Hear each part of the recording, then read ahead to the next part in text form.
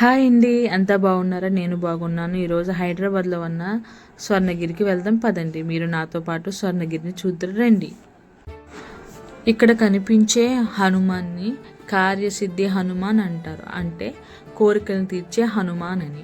ఇక్కడ పక్కనే కనిపిస్తుంది కదా, ఆ గంటని మనం జయగంట అంటాం. ఈ జయగంట మన మనసులో కోరికలను కోరుకుంటూ ఈ గంటని కొట్టాలి. అప్పుడే మన కోరికలు హనుమాన్ విని మన కోరికలను హనుమాన్ తీరుస్తారు. ఈ హనుమాన్ ఇక్కడ 40 అడుగుల ఎత్తులో మనకి దర్శనమిస్తారు. అలాగే మన కోరిక తీరిన తర్వాత మళ్ళీ హనుమాన్ దర్శించుకోవాలి.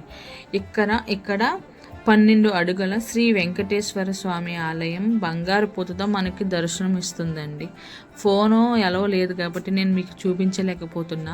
ఒక్కసారి మీరు హైదరాబాద్ వస్తే కంపల్సరీగా దర్శనం చేసుకోండి. స్వర్ణగిరిని చూసే వెళ్ళండి, ఓకేనా? ఈ ఆలయంలో ఎటు చూసిన ఓం నమో వెంకటేశ్వరాయ, ఓం నమో వెంకటేశ్వరాయ అంటూ మనకి వినిపిస్తూనే ఉంటుందండి. అలా మనం కొంచెం ముందుకు వెళ్ళేటప్పుడు జలనారాయణ దగ్గరికి వెళ్తాం. అక్కడికి వెళ్ళే ముందు మనం ఇక్కడ దీపం పెట్టుకుని జలనారాయణ దగ్గరికి లోపలికి వెళ్ళాలి. లోపలికి వెళ్ళిన వెంటనే మనకి వారాహి నరసింహస్వామి దర్శనం ఇస్తారు. చూడండి, వారాహి నరసింహస్వామి ఎంత అందంగా ఉన్నారో. అలాగే ఇక్కడ నాలుగు పక్కల 4 గోపురాల మధ్యలో మనకి జలనారాయణుడు శ్వేత పాన్పుపై మనకు కనిపిస్తాడు. ఈ శ్వేత పాన్పుపై మనకి ఈ నారాయణని చూసి మనకి అక్కడే ఉండాలనిపిస్తుంది అండి.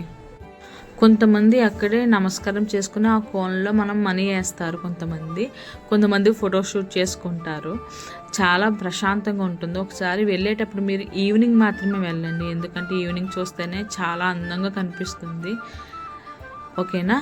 మాకు ఇప్పుడు మా ఫోటోషూట్ మొదలైంది. నచ్చితే షేర్ చేయండి, కామెంట్ చేయండి, లైక్ చేయండి. ఇప్పుడు మా ఫోటోలు చూడండి, ఓకేనా? బాయ్.